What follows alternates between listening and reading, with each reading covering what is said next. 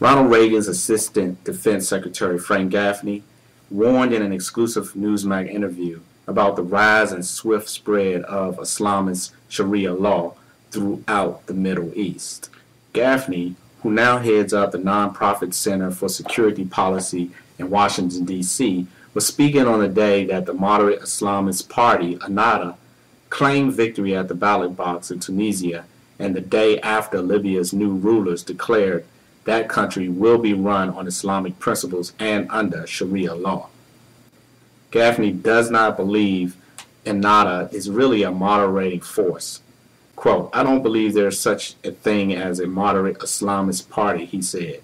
"The challenge with Islamists is that they seek to impose what they call Sharia on everybody, Muslim and non-Muslim alike." End quote. Quote, "They may, as a matter of tactical expediency, choose to do so in incremental ways, often non-violently, at least initially. The problem is that because ultimately they must, according to Sharia, according to what they believe is God's will, make everyone feel subdued in order to achieve their God-mandated direction, they will not remain moderate. They will not be satisfied with anything less than the ultimate supremacy of Sharia, and they certainly will not resist the use of violence when it becomes expedient to get their way." End quote. Gaffney, who writes a regular column for Newsmax, foresees a rising tide of Islamist governments growing throughout Middle East and North Africa and spreading even further. Quote, "We're witnessing not just the violent kind of jihad that these Islamists believe God compels them to engage in, but also where they must, for tactical reason, a more stealthy kind of civilization jihad, as the Muslim Brotherhood calls it. We're witnessing what's playing out not only in place in the Middle East, but also in Europe, in Australia, in Canada, and here in the United States as well," he said. The spread of Sharia, which Gaffney said often is referred to as communism with a God, is the most urgent and grievous challenge we face as a free people.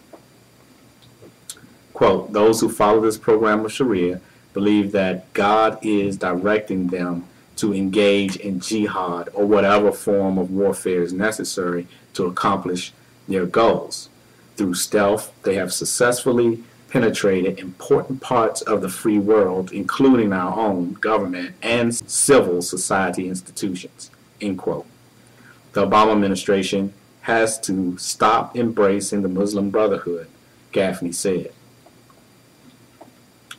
"This is legitimating our enemies," he said. "It is facilitating their influence, operations, and their penetration, and it greatly increases the prospect that they will be successful at what the Muslim Brotherhood's own documents indicate is their desire, which is to destroy Western civilization from within." Gaffney noted that Ennahda had won what appears to be a clean election in Tunisia, but that doesn't mean there ever will be another vote there. Quote, "The problem is not simply democracy. People are pointing to Tunisia as a perfect example of democracy at work. Democracy is fine if all you want is one man, one vote, one time. That is precisely what the Muslim Brotherhood and its like-minded Islamist friends want." End quote. The Obama administration must apply pressure to ensure that democracy has a future there and elsewhere in the region, Gaffney said. "The president and his administration are not even pursuing that," he said.